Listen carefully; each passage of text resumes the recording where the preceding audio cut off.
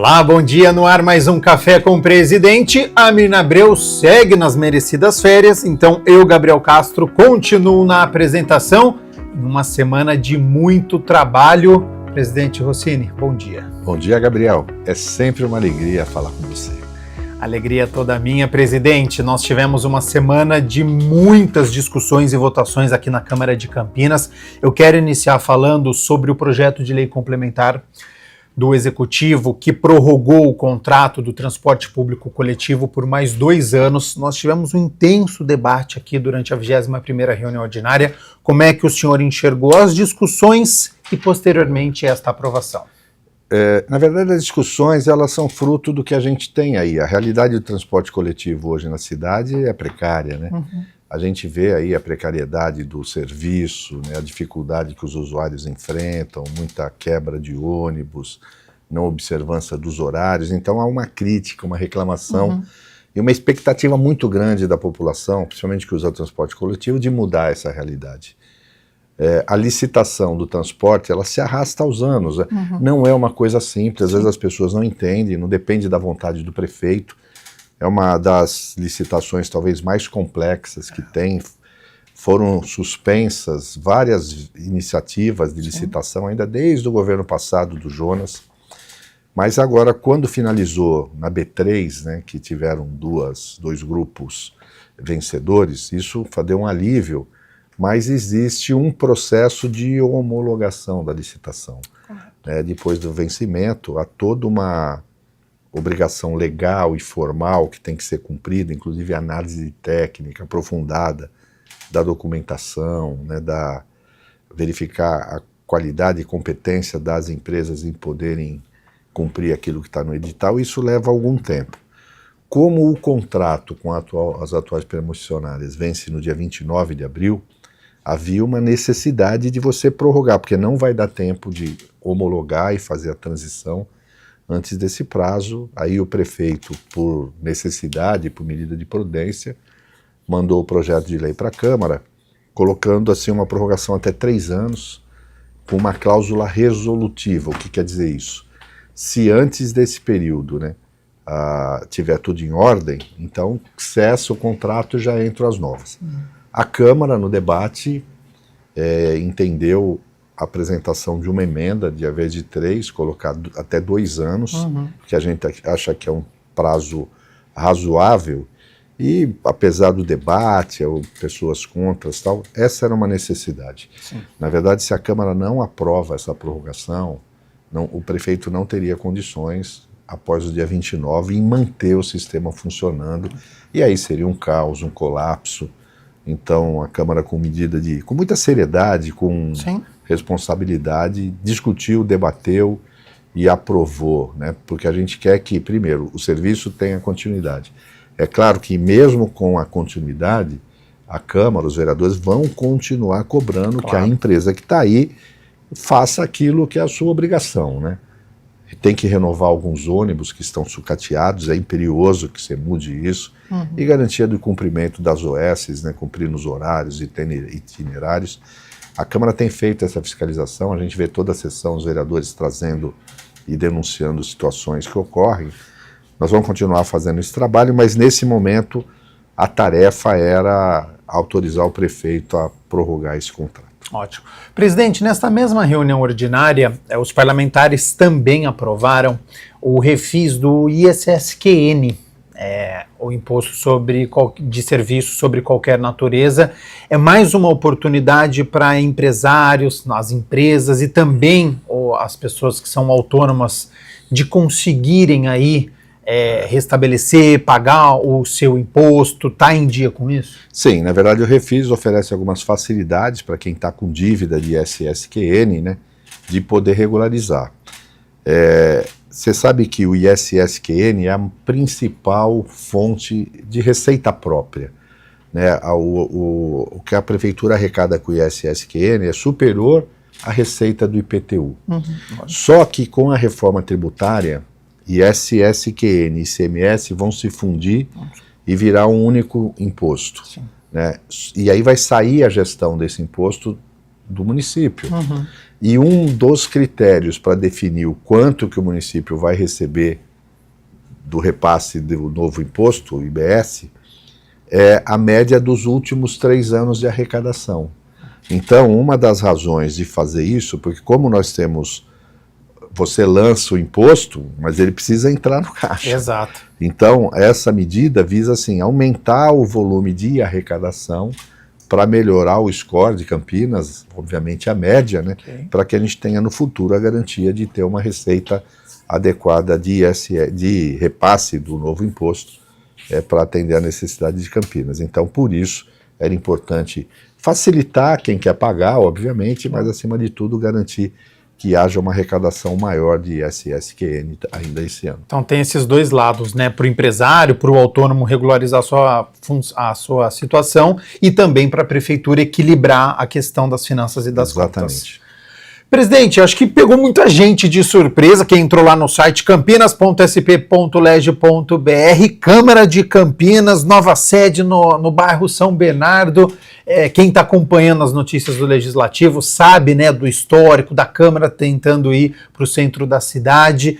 Como é que é essa situação da Câmara de Campinas, do bairro São Bernardo, essa procura por um novo espaço? Primeiro, isso não é uma novidade, eu acho que não é surpresa, esse assunto ficou muito em destaque quando nós tentamos levar a Câmara para o prédio do Palácio da Justiça, sim, até porque a Câmara já funcionou naquele prédio de 1948 e 1970, um prédio imponente. Sim. A gente considerava que a Câmara ali no centro ia facilitar a vida das pessoas e ajudar, inclusive, no processo de revitalização do centro. Mas a mudança se dá por uma razão fundamental, que vem sido discutida, inclusive, por outros presidentes, outras legislaturas. As instalações atuais da Câmara, elas não atendem às necessidades da Câmara hoje, tanto do cidadão que vem aqui, como dos próprios trabalhadores da casa, os vereadores. Esse prédio foi adaptado. Então, nós temos gabinetes de vereador que ele não consegue receber 3 pessoas na sala. Os corredores, inclusive, já foram apontados, ele não dá acessibilidade adequada, porque eles são estreitos, não passam 2 pessoas, uma tem que virar de lado. Se tiver uma pessoa cadeirante, ele não consegue andar. Só para dar um exemplo de limitação que a Câmara tem. As áreas, né, você vê algumas áreas adaptadas, mal instaladas, as áreas administrativas da Câmara. Então a necessidade de mudar, de melhorar as instalações da Câmara é uma realidade e já vem sendo apontada há vários anos. E a Câmara tem um planejamento estratégico, né? Então, dentro do planejamento, nós temos o horizonte, uma das prioridades é, obviamente, mudar a Câmara. Nós temos o nosso plano plurianual, e no plano plurianual já tem essa previsão. 30 milhões de reais de investimento. Sim, no prazo de 5 anos, 4 anos, né? Mas é uma coisa que não acontece de um dia para o outro. A nossa equipe técnica, engenheiro, arquiteto, pessoal da manutenção, primeiro fala assim, a gente poderia talvez fazer um prédio aqui nesse próprio espaço, só que teríamos que demolir uma parte, durante 3 anos alugar outros locais, colocar setores da Câmara fora daqui, o transtorno ia ser muito grande, o ideal sempre é encontrar uma nova área. E numa pesquisa feita de áreas institucionais, era pública, a gente identificou essa área ali perto do bairro São Bernardo, atrás da Praça de Esporte de São Bernardo, que pode ter acesso pelo São Bernardo, como também pela Avenida de Baixo, é bem localizada, facilitaria o acesso das pessoas. Só que o primeiro movimento é a gente fazer a solicitação ao prefeito, porque é uma terra do município. Então a gente tinha que tomar essa providência, primeiro, em havendo o consentimento, né, da prefeitura, de que a gente pode reservar a área para essa finalidade, aí a gente vai disparar o processo. Até no presidente Bernardelli, depois Zé Carlos, havia já uma iniciativa de, através do IAB, o Instituto dos Arquitetos do Brasil, né, você contratar e fazer um concurso, né, para que os engenheiros, arquitetos, empresas possam apresentar um projeto mais adequado para a Câmara. Só que para fazer isso você também tem que indicar um local. Então essa é uma necessidade, primeiro a necessidade da Câmara de melhorar suas condições é real, eu acho que isso aí está pacificado. e você precisava iniciar o processo e cabe ao presidente, obviamente, essa tarefa administrativa e funcional de formalizar. Então nós mandamos um ofício, nesse primeiro momento o movimento foi oficializar o interesse da Câmara naquela área ao prefeito, em havendo a confirmação, obviamente aí a gente vai tomar as providências para que isso aconteça. Mas é uma ação que de médio e longo prazo, né? Não é assim, de um dia para outro. A TV Câmara Campinas segue acompanhando, então, os próximos movimentos. Presidente, o senhor esteve presente na 3ª edição do Arquifuturo, que reuniu aí especialistas do Brasil, do exterior, para falar sobre o papel do desenvolvimento do verde junto com a área urbana. Como é que foi esse encontro? Olha, foi maravilhoso. Na verdade, através do grupo Iguatemi, Gereissá, FEAC, que tem aquele projeto Casa Figueira, eles sinalizam com o desenvolvimento ali daquela região com novos conceitos modernos, incorporando aquele conceito de cidade de 15 minutos. Sim. Né, você ter tudo junto, as pessoas poderem ir trabalhar, poderem atender a sua necessidade de lazer, as suas necessidades comerciais, inclusive de compras, etc. A 15 você poder andar. 15 minutos de casa, você tem tudo isso. Então esse é o conceito central. E uma coisa importante é como incorporar nesse processo a área verde. Né? Então, nessa 3ª edição do Arquifuturo, vieram representantes, inclusive internacionais, falando de iniciativas bem-sucedidas de aproveitamento de espaços urbanos para transformar em parques públicos, né? Que é uma necessidade. Isso, obviamente, ajuda para enfrentar essas mudanças climáticas que estão aí, melhorar o conforto, preservar a natureza e garantir qualidade de vida. E tivemos acompanhando para aprender um pouco disso. Ótimo. Presidente, você falou sobre iniciativa bem-sucedida. Uma iniciativa bem-sucedida é o Câmara Universitária. Tem encerramento das inscrições dia 22 de abril, então tem pouco tempo aí. Quais são os benefícios para os universitários? Nós já tivemos algumas edições aqui na Câmara de Campinas. Quais são os benefícios para os universitários? Olha, primeiro que a gente abrir a Câmara para que os estudantes universitários possam comparecer aqui, ajuda na formação profissional e na formação cidadã. Sim.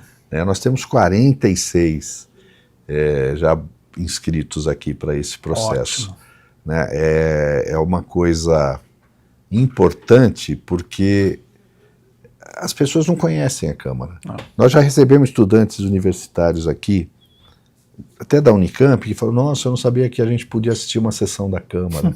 Nossa, eu não sabia que a Câmara tem uma estrutura de jornalismo, de comunicação, de controladoria, procuradoria. Então, dependendo da área de interesse, de formação, a pessoa, além de reconhecer a Câmara como um todo, ela pode visitar e conhecer do lado de dentro, né, como é que a sua profissão futura está sendo aplicada aqui na Câmara. E sai daqui com uma visão, obviamente, mais fortalecida da importância do Poder Legislativo, da Câmara.